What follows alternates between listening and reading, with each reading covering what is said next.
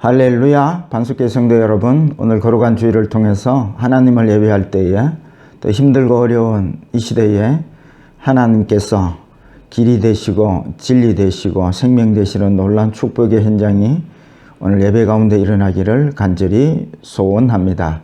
오늘은 출애굽기 17장 1절에서 7절 말씀을 가지고 하나님 앞에서 은혜 받는 시간을 가지기를 원합니다. 여러분, 예수 믿는 사람들이 가장 행복할 때가 언제입니까?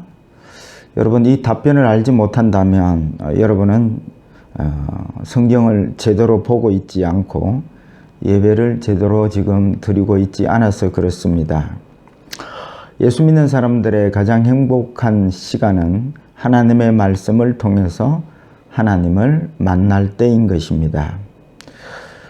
거기에는 배신도 없고 억울함도 없고 배고픔도 없습니다. 오직 하나님의 사랑과 은혜와 영광이 넘치는 곳이기 때문에 그렇습니다.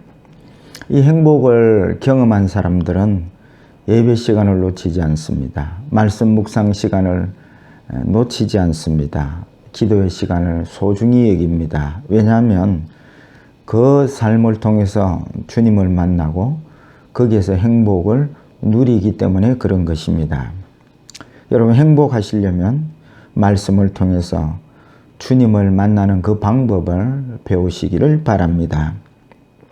저는 목사 아들입니다. 그래서 어릴 때부터 교회와 성도들을 참 많이 보았습니다.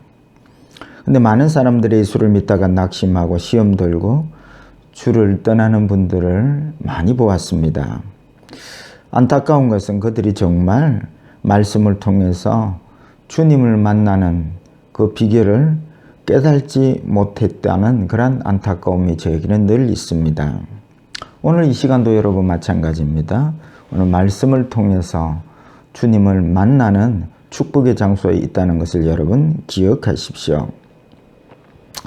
우리가 예수를 믿는다면서도 신앙생활에 기쁨을 누리지 못한다면 이유는 그 신앙의 길을 잘 몰라서 그런 것이지요. 오늘 본문은 출애굽기서인데요. 이스라엘 백성들이 애굽을 떠나서 가나안으로 들어가는 과정을 소개해 놓고 있는 성경입니다. 오늘날로 말하자면 천국 가는 길이요, 사망의 신앙의 길을 설명해 놓은 말씀이지요. 그래서 우리는 오늘 본문을 통해서 하나님이 말씀하시는 그 신앙의 길이 무엇인지 배워볼 것입니다. 하여서 오늘 제목을 이게 신앙의 길이다 라는 제목을 잡고 은혜를 나누려고 하는 것입니다. 그 신앙의 길의 첫째는 관심을 하나님께 두어야 된다는 말씀입니다. 신자는 날마다 말씀 앞에서 자기를 배워가는 작업이 그치지 않아야 하는 것입니다. 날마다 성경을 묵상하는 자와 그렇지 못하는 자의 차이가 있는데요. 날마다 성경을 묵상하는 자들은 늘 자기가 부족함을 깨닫게 되는 것입니다. 그래서 성경을 날마다 묵상하는 자의 그 취하는 행동이 있습니다. 그것은 그의 눈을 들어서 하나님을 바라보고 하나님께 관심을 가지게 되는 것이지요. 그러나 여러분, 날마다 말씀 앞에 자신을 세우지 않는 사람들은 그 모든 삶에 자신의 재능과 자신의 능력으로 되어진다고 생각하기 때문에 하나님을 믿는다고는 하지만 하나님을 바라보는 것이 아니라 자기를 바라보는 신앙생활을 하게 된다는 것입니다. 그리고 다른 사람이 자기를 높여줘야만 하고 칭찬해 줘야 된다고 생각을 하는 것입니다. 또 자기가 신앙이 좋다고 생각하기 때문에 자연스럽게 다른 사람들의 문제에 간섭을 하게 되고 다른 사람의 삶을 자기 멋대로 판단하고 비판하는 삶을 살게 된다는 것입니다.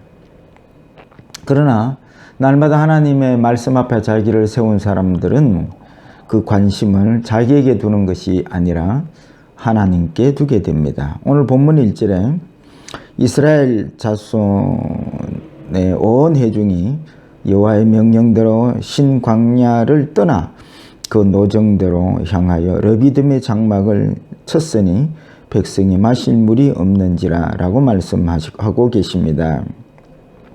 하나님께서는 이스라엘을 출애굽시키셨고 물이 없는 르비딤으로 인도하셨습니다. 물이 없는 르비딤으로 이끄신 하나님의 그 뜻은 무엇일까요? 물이 없을 때 사람들은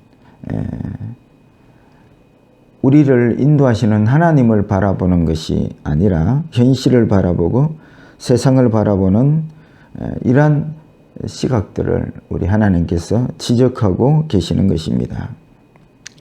그래서 하나님은 그들이 보는 앞에서 반석을 쳐서 물이 솟아나오도록 하셨습니다. 하나님은 마른 사막에 물을 내시고 길을 내시는 하나님이시고 그 하나님을 바라보라는 것이지요. 지금 여러분 인생에 어려움이 있습니까? 인생의 문제와 어려움에 눈을 두지 마시고 현실에 눈을 두지 마시고 문제를 해결하시는 하나님을 바라보십시오. 신앙의 길은 육적인 문제를 해결하는 길이 아니라 물을 내시는 하나님을 바라보고 그렇게 사는 것이 신앙의 첫 번째 길임을 여러분 믿으시기를 축복합니다. 둘째입니다. 고난의 의미를 알아야 합니다. 이 부분도 참 신앙생활 하는 데에 중요한 대목입니다. 오늘 본문에 이스라엘은 하나님을 따랐습니다. 그런데 광야에서 물이 없는 문제를 만났습니다. 예수를 따르면 문제 없다고 생각했는데 문제가 더 많이 생길 수가 있습니다. 그래서 예수 믿는 데 오는 고난들의 그 의미를 알지 못한다면 시험에 많이 들게 되는 것입니다. 여러분, 고난이 올 때에 우리의 반응은 원망과 불평일 수가 있습니다. 오늘 본문 3절에 거기에 보니까 거기서 백성이 목이 말라 물을 찾으매 그들이 모세에게 대하여 원망하여 이르되 당신이 어찌하여 우리를 애굽에서 인도해 내어 우리와 우리 자녀와 우리 가축이 목말라 죽게 하느냐 하고 원망하는 장면을 보게 됩니다. 예수 믿으면 목마르지 않고 배고프지 않는 줄 알고 따랐더니 그게 아니네 하고 지금 원망하고 있는 것입니다. 저와 여러분들이 또 아는 이 출애굽기 15장을 보면 그게 이스라엘이 마라의 썰물을 만납니다. 그 15장의 마라 앞에서 불평했던 모습과 똑같습니다. 마실 물이 없다는 것 때문에 하나님을 원망하는 내용이지요. 그래서 이스라엘은 15장에서 마라의 썰물 앞에서도 물이 없어서 원망하다가 하나님께서 썰물을 단물로 만들어 주신 은혜를 체험했습니다. 이 대목에서 우리가 생각해야 될 것이 있습니다. 우리는 흔히 하나님이 내 기도 들어주시고 하나님이 능력으로 내 문제를 해결해 주시는 것을 체험한다면 우리는 믿음으로 잘 살 거야 이렇게 말하는 경우가 많습니다. 근데 여러분 15장의 마라의 썰물에서 단물이 되는 은혜를 이스라엘이 경험했는데 또다시 물이 없다고 해서 원망을 하고 있는 이스라엘을 오늘 본문에 만나게 되는 것입니다. 이들이 체험이 없어서 원망하고 있는 것이 아닙니다. 결국은 육신을 만족스럽게 하는 그러한 세상 것들은 믿음으로 사는데 별 도움이 되지 않는다는 사실을 여러분 알아야 할 것입니다. 만약에 하나님이 우리의 요구대로 세상 것을 주실 때에 그것이 신앙에 도움이 된다면 이스라엘 백성들은 왜 물이 없을 때에 이렇게 썰물을 단물로 만든 체험을 하고서도 또다시 원망을 하게 되는 것일까요? 그래서 여러분 우리가 하나님께서 육신의 문제를 요구했을 때에 그것이 이루어졌다는 그 체험으로 우리가 평생 신앙생활을 갈 수 없다는 것이죠. 그것을 이스라엘 백성들이 오늘 본문에서 우리에게 보여주고 있는 것입니다.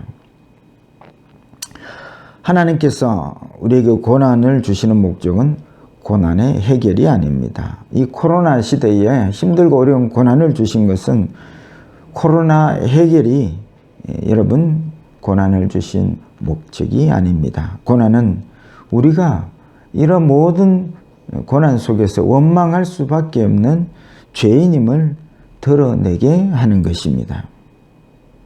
고난은 우리에게 믿음이 없음을 드러내주는 역할을 합니다. 고난은 우리가 원망할 수밖에 없는 죄인임을 드러내는 역할을 하는 것이죠. 그래서 고난은 죄인인 우리가 주님 앞으로 나오게 하는 하나님의 깊고 깊은 뜻과 방법임을 우리가 알아야 할 것입니다. 그래서 여러분 지금 고난스럽고 힘드십니까? 하나님 앞으로 나아오십시오. 우리의 죄를 사해 주시고 생수를 허락해 주시는 놀라운 주님을 만나게 될 줄로 믿습니다. 세 번째입니다. 믿음으로 살아야 합니다. 오늘 본문 5절을 보면 여호와께서 모세에게 이르시되 백성 앞을 지나서 이스라엘 장로들을 데리고 나일강을 치던 내 지팡이를 손에 잡고 가라라고 말씀하고 있습니다. 지팡이를 잡고 가라는 말씀이 무슨 말씀입니까? 여러분 모세가 잡은 지팡이가 어떤 지팡이입니까? 지난날 홍해를 가르는데 썼던 지팡이, 또 나일강에 그 물을 피핏으로 만들었던 지팡이를 잡고 가라는 것이죠.